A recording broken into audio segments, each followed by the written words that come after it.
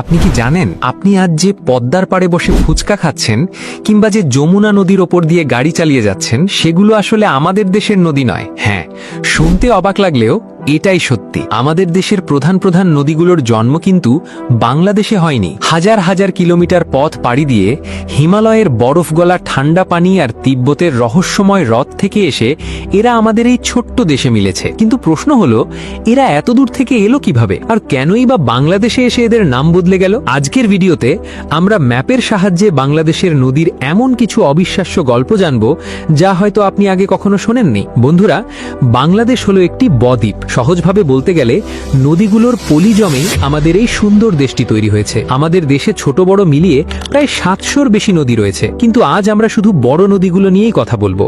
আর ম্যাপে এদের গতিপথ দেখলে আপনি সত্যিই অবাক হয়ে যাবেন। চলুন শুরু করি আমাদের সবার পরিচিত পদ্মা নদী দিয়ে। আপনি কি জানেন, ভারতে একে কিন্তু পদ্মা বলা হয় না, সেখানে এর নাম গঙ্গা।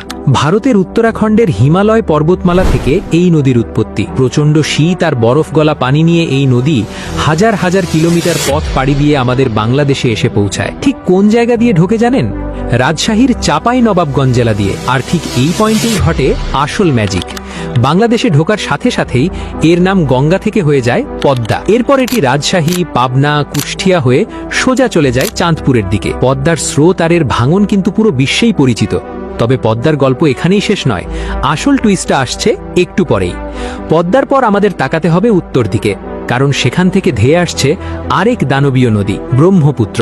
এর গল্পটা আরও বেশি রোমাঞ্চকর। এর জন্ম কিন্তু ভারতেও নয়, বরং চীনের তিব্বতের মানস সরোবর নামের একটি পবিত্র ও রহস্যময় হ্রদ থেকে। সেখান থেকে একে বলা হয় সাংপো। তিব্বত থেকে হিমালয়ের পাশ দিয়ে বিশাল একটা বাঁক নিয়ে এটি ভারতের আসাম হয়ে আমাদের কুড়িগ্রাম জেলা দিয়ে বাংলাদেশে প্রবেশ করে। বাংলাদেশে ঢোকার পর এটি দুই ভাগে বিভক্ত হয়। একটি অংশ চলে যায় ময়মনসিংহের দিকে, যেটাকে আমরা বলি পুরাতন ব্রহ্মপুত্র, আর মূল শক্তিশালী ধারাটি যমুনা নাম নিয়ে সোজা দক্ষিণের দিকে নেমে আসে।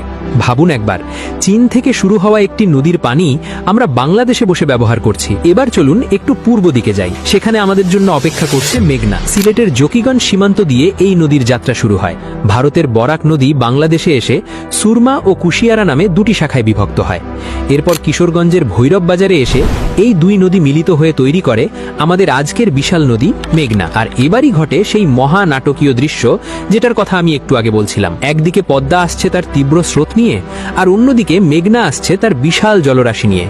এই দুটি দানবীয় নদী এসে এক হয়ে যায় চাঁদপুরে, যেটাকে আমরা বলি চাঁদপুরের মোহনা। এই মিলন দৃশ্য সত্যিই দেখার মতো। এরপর এই মিলিত প্রবাহ মেঘনা নাম নিয়েই সোজা গিয়ে পতিত হয় বঙ্গোপসাগরে। বড় নদীগুলোর বাইরেও আমাদের দেশে এমন কিছু নদী আছে যা না বললেই নয়। যেমন ধরুন উত্তরের তিস্তা। এই নদীটা সিকিমের পাহাড় থেকে এসে আমাদের কুড়িগ্রাম আর নীলফামারী অঞ্চলের মানুষের পুরো জীবনটাই বদলে দিয়েছে। আবার যদি আমরা সুন্দরবনের দিকে যাই, সেখানে পাবেন পশুর নদী। এই নদীটা যেন সুন্দরবনের শিরা ও উপশিরা। বাঘ, হরিণ আর কুমিরদের জীবন কাটে এই নদীর ওপর নির্ভর করে। আর নদী তো গেল, আমাদের দেশে আছে অসম্ভব সুন্দর কিছু লেক আর হাওর। যেমন রাঙামাটির কাপ্তাই লেক। জানেন তো, এটা কিন্তু প্রাকৃতিকভাবে তৈরি হয়নি। জলবিদ্যুৎ তৈরির জন্য মানুষ কৃত্রিমভাবে এই বিশাল লেকটি বানিয়েছিল। আর অন্যদিকে আছে সুনামগঞ্জের টাঙ্গুয়ার হাওর। বর্ষাকালে গেলে আপনার মনে হবে আপনি কোনো সাগরের মাঝে দাঁড়িয়ে আছেন। শীতকালে এখানে হাজার হাজার মাইল দূর থেকে পরিযায়ী পাখিরা একটু উষ্ণের খোঁজে আসে। তাহলে বুঝতেই পারছেন, নদী ছাড়া আমাদের এই বাংলাদেশের কোনো অস্তিত্বই থাকতো না। কিন্তু আফসোসের বিষয় কি জানেন, এই নদীগুলোর অনেকগুলোই এখন মানুষের অত্যাচার আর দূষণে অনেক নদী মানচিত্র থেকে হারিয়ে যাচ্ছে। আমাদের কি উচিত না এই নদীগুলোকে বাঁচিয়ে রাখা? বন্ধুরা, আজকের এই নদী ভ্রমণের গল্পটা আপনার কেমন লাগলো? আপনার জেলায় কোন নদীটা বয়ে গেছে সেটা কিন্তু কমেন্ট করে জানাতে একদম ভুলবেন না। আর ভিডিওটা কেমন হয়েছে সেটা অবশ্যই কমেন্ট করে জানান। এবং ভিডিওটি ভালো লাগলে লাইক করবেন, এবং পরবর্তী ভিডিও পেতে চ্যানেলটি সাবস্ক্রাইব করুন এবং ফলো করুন আমাদের পেজটি। পরবর্তী কোনো ভিডিওতে দেখা হচ্ছে।